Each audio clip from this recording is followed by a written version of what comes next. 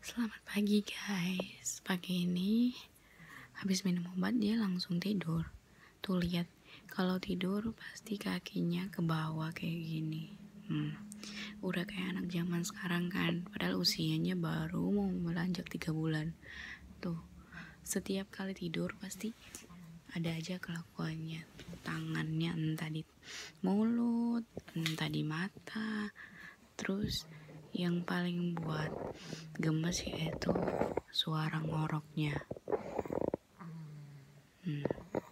Ngoroknya udah ngalahin papanya sendiri.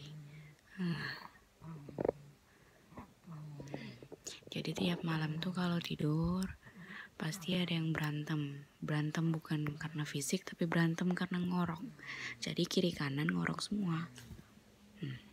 Ya ampun, bener-bener